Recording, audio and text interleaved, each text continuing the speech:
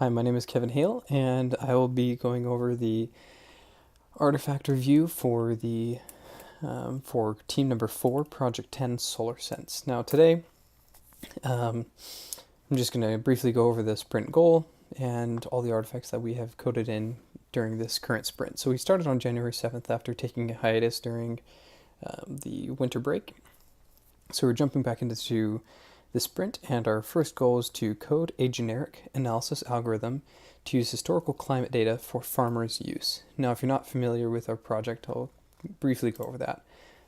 So we have a solar spell platform used by rural farmers, and it has a solar panel on it that powers a Raspberry Pi, to which farmers in rural areas can use to become more educated. And our project is to make it an off-grid soil sensing and digital library on the rural farm. So they piggyback it.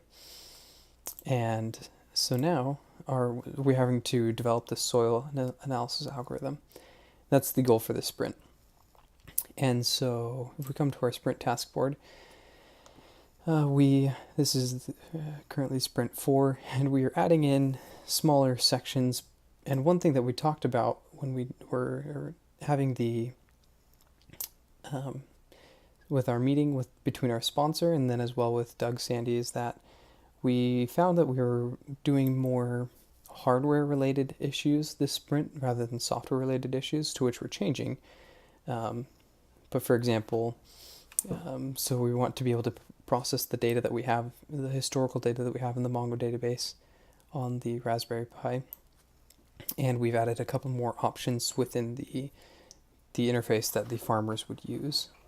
And so this is more back-end code that we would be working on this sprint, specifically with using the min and max values in the water precipitations, or getting the precipitation level.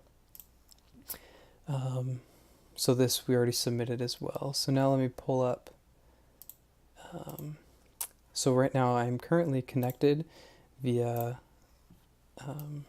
SSH to my Raspberry Pi, which is running on my host, and the Raspberry Pi is emitting its own Wi-Fi signal, SolarSENSE, to which I can SSH directly to 11.11.11.11. And once I do that via SSH, then I can start the Raspberry Pi and go to 11.11.11.11. And here in the previous sprints, we've done the collect button and the scan sensors button. And this time we added more notifications for the back end, as well as the availability to select different regions based on whether this is in Rwanda or Hawaii or Arizona. They can select a region, season, crops, and the current date of the year, and it will automatically calculate the values into the soil sensing algorithm that we are implementing on the back end. And next sprint we'll be implementing into this interface.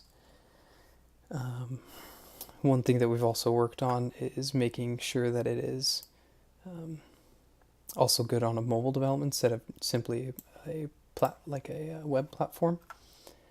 And so as you can see here, we have the mobile version that looks that looks good. So briefly, I'm going to go over some of the hardware we've been working with to show that we've been doing hardware as well as software. This is one of the soil sensors that the sponsor gave us to work with, and we decided to break it down to see how it was working and to see if we could interface with it, which opening it up renders it useless after that, but we were able to find out that we're not going to be able to use much of it. So that's unfortunate, but we are also, after talking with the sponsor, going to go ahead and do more software-based goals and things in the future. And so finally, I just want to go over some of the commits we've had are basically setting the climate constraint. They all have to do with this settings menu.